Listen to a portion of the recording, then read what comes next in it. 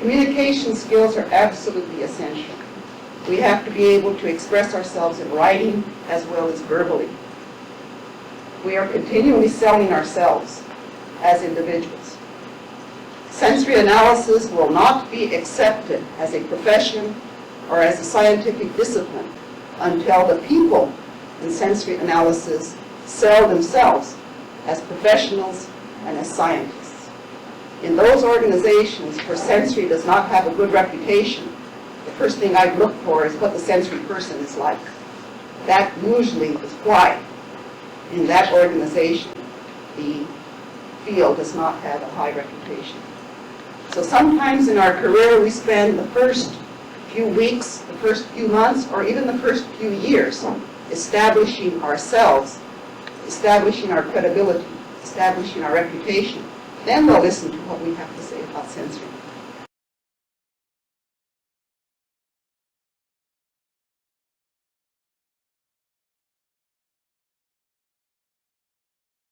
I think she did her master's in home economics, which at the time scientists looked down on this sort of activity. Unfortunately, in today's world where there's so many startups, when home economics is essential, she saw beyond home economics. She saw something in the taste testing that was purely lacking. So there was on her part a recognition that there had to be a scientific way as opposed to men sitting there with a spoon. Rosemary realized that not only was it a great opportunity, but it had a lot of what we would refer to today as baggage. First of all, most of the people doing the taste testing were females, were women wearing white coats and white tennis shoes. And it's had a kind of a stigma. And I have to say, she worked very hard, and a lot of us worked very hard in trying to get companies to understand it's more than ladies in white coats cooking things for the men to come in between and taste things between puffing on cigarettes and cigars.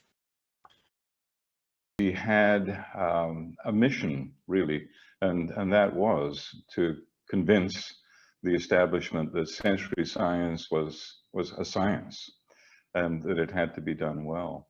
So I really appreciate that, because she has managed, and certainly all the people that I know that were her students or her colleagues have carried on that same tradition of promoting the science of sensory. And I see it in the marketing language now. So much of the language in marketing is about sensory experience and about defining or creating an environment of thinking about the sensory experience that someone's going to have. Kind of put in perspective of the timeline that she was doing her work in, because even today there's doubters of any field, but specifically sensory science, there's always doubters.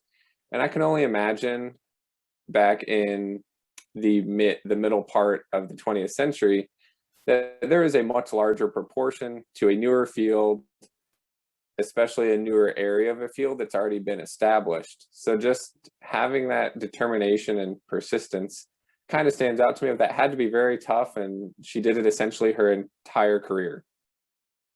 She showed we must respect sensory science as any other scientific field, even though at that time many people thought, actually some still do, that sensory evaluations are only subjective.